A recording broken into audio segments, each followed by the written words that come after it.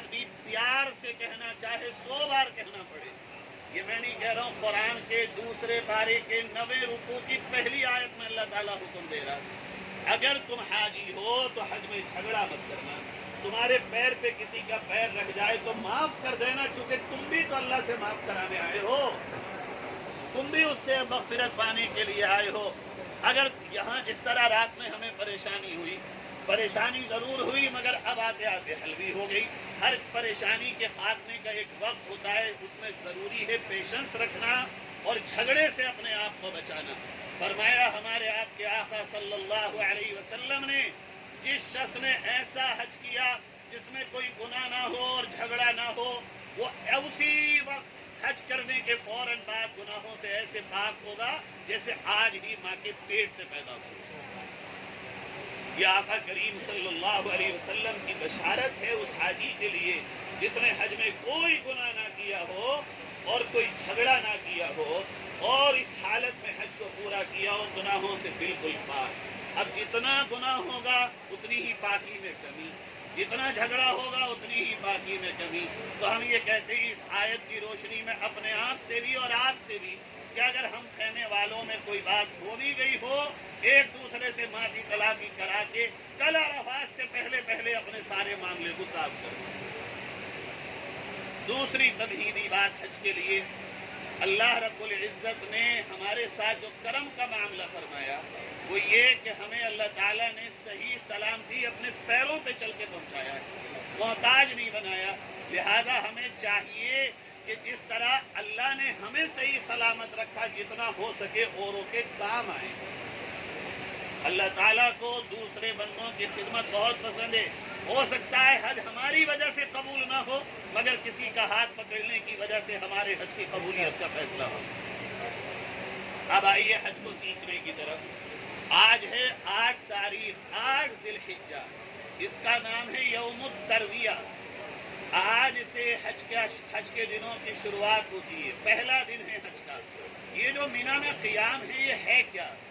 در حقیقت اس جگہ پر ہمارے آقا حضرت محمد مصطفیٰ صلی اللہ علیہ وسلم نے قیام فرمایا اور ظہر کی، عصر کی، مغرب کی اور عشاء کی اور اگلے دن کی فجر 5 نمازیں یہاں پڑھی. ہم نے اور آپ نے اپنے آقا کی سنت پہ عمل کرتے ہوئے ظہر کی نماز مینا میں پڑھ لی ہے. اب آگے کی نمازیں ہماری باقی. یہاں پہ کرنے کا کام کیا ہے؟ یہاں پہ کرنے کا کام ہے کہ جیسے ہم یہاں بیٹھے 4 4 5 5 10 10 یہ خیمے والے لوگ جمع ہوں، باتوں کے بجائے تلبیہ پڑھیں. جتنا جس کا تلبیہ اتنا ہی اس کا حج اونچا ہوگا. پیارے آقا صلی اللہ علیہ وسلم فرماتے ہیں الحج والحج، جو شخص سب سے زیادہ تلبیہ پڑھنے والا ہوگا اور قربانی کرنے والا ہوگا حج میں، اس کا حج اتنا ہی افضل ہوگا. قرآن کی تلاوت بھی کر سکتے ہیں مگر قرآن کی تلاوت تلبیہ سے افضل نہیں ہے. آج کے دن سبحان اللہ الحمدللہ اللہ اکبر بھی پڑھ سکتے ہیں مگر تلبیہ سے افضل آج کے دن نہیں ہے. لا الہ الا اللہ محمد رسول اللہ بھی پڑھ سکتے ہیں مگر اس سے بھی افضل ہے آج کے دن لبیک اللہم لبیک کا پڑھنا. اس لیے اب سے لے کر کے جب تک ہمارا یہاں قیام ہے یا تو دعا مانگیں یا تلبیہ پڑھیں یا تھک جائیں تو آرام کریں. دیگر کاموں میں اپنے وقت کو ضائع نہ کریں. ہر کام کا وقت ہمیں ملے گا مگر یہ پتہ نہیں کہ یہ دن زندگی میں آئے گا یا نہیں آئے گا، اس کی کوئی گارنٹی نہیں. اگلا دن ہوگا ہمارا کل کا دن عرفات کا دن. عرفات میں جب ہم جائیں گے یہاں سے رات کو یا صبح کو، زیادہ تر تو رات کو جانے والے ہیں بسوں سے، وہاں جانے کے بعد ہمارا کوئی کام نہیں ہے سوائے تلبیہ پڑھنے. فجر کی نماز پڑھیں گے، کوئی کام نہیں ہے تلبیہ پڑھنے کے. اب آئے گا ظہر کا وقت. ظہر کے وقت سے 1-1.5 گھنٹہ پہلے ہم تیار ہو جائیں.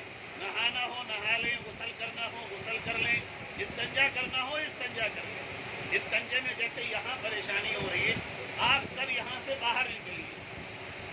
اگر یہاں بھیڑے مت آئیے. یہاں پہ ایسی عرفات میں خیموں میں پریشانی ہو 5-5 4-4 لوگ باہر نکلیے. روڈ پہ چاہیے اور روڈ پہ جو ٹین شیڈ پڑے ہوئے ہیں اس میں بہت بیت الخلاء اور وضو خانے ہیں.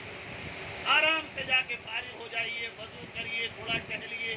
بہت اچھے سے وضو خانے بھی ہیں اور بیت الخلاء ہیں. کوئی دھکا دینے کی قسم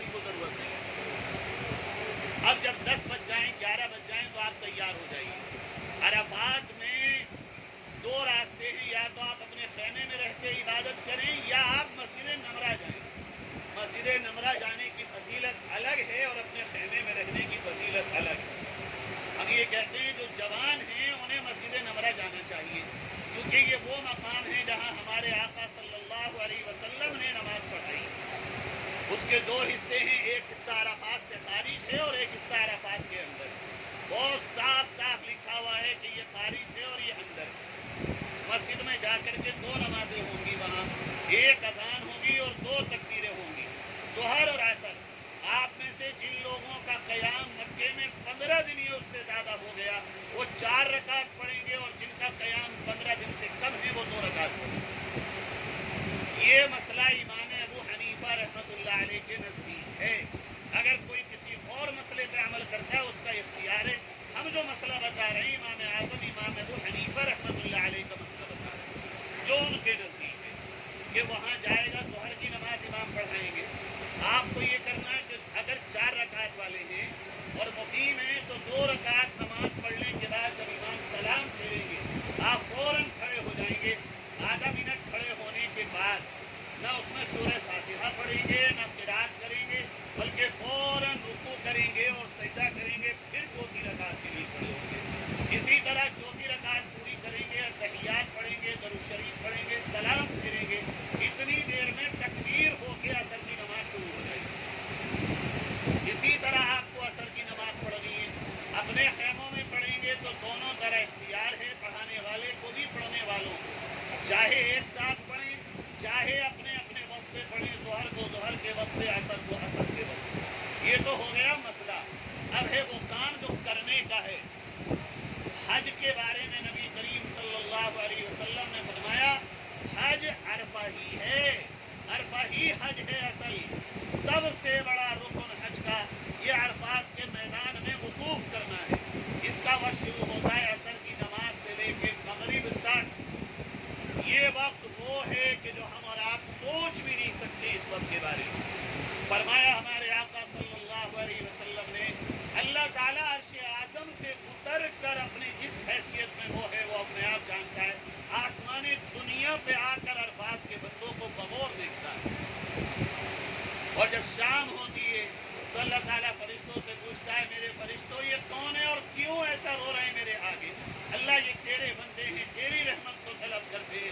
اللہ فرماتا وبی عزتی وبی جلالی، اے میرے فرشتوں میری عزت کی قسم، میری جلال کی قسم، یہ جتنے بھی یہاں عرفات کے میدان میں میرے بندے آئے میں نے ان سب کو معاف کر دیا. اب یہ اپنے گھروں کو واپس جائیں اس حال میں کہ یہ گناہوں کو معاف کریں. میرے بھائیوں ایسا موقع آنا